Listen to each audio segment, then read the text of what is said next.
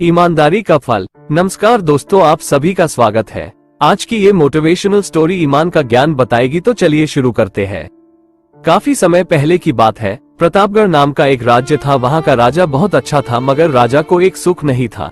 वह ये कि उसके कोई भी संतान नहीं थी और वह चाहता था कि अब वह राज्य के अंदर किसी योग्य बच्चे को गोद ले, ताकि वह उसका उत्तराधिकारी बन सके और आगे की बागडोर को सुचारू रूप से चला सके। और इसी को देखते हुए राजा ने राज्य में घोषणा करवा दी कि सभी बच्चे राजमहल में एकत्रित हो जाए। ऐसा ही हुआ। राजा ने सभी बच्चों को पौधे लगाने के लिए भिन्न भिन्न प्रकार के बीज दिए और कहा कि अब हम 6 महीने बाद मिलेंगे और देखेंगे कि किसका पौधा सबसे अच्छा होगा। महीना बीत जाने के बाद भी एक बच्चा ऐसा था जिसके गमले में वो बीज अभी तक नहीं फूटा था, लेकिन वो रोज उसकी देखभाल करता था और रोज पौधे को पानी देता था। देखते ही देखते 3 महीने बीत गए। बच्चा परेशान हो गया।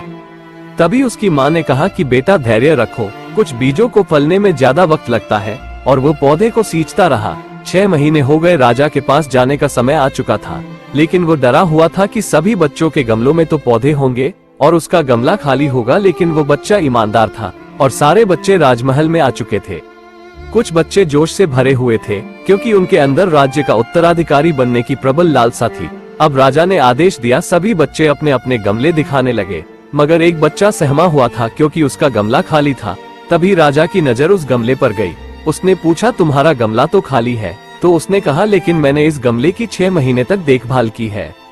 राजा उसकी ईमानदारी से खुश था कि उसका गमला खाली है, फिर भी वो हिम्मत करके यहाँ आ तो गया। सभी बच्चों के गमले देखने के बाद राजा ने उस बच्चे को सभी के सामने बुलाया। बच्चा सहम गया और राजा ने वो गमला सभी को दिखाया। सभी बच्चे जोर से हंसने लगे। राजा ने कहा, शांत हो जाइए, इतने खुश मत होइए। आप सभी के पास जो पौधे हैं वो सब बंजर है। आप चाहे कितनी भी मेहनत कर ले, उनसे कुछ नहीं निकलेगा।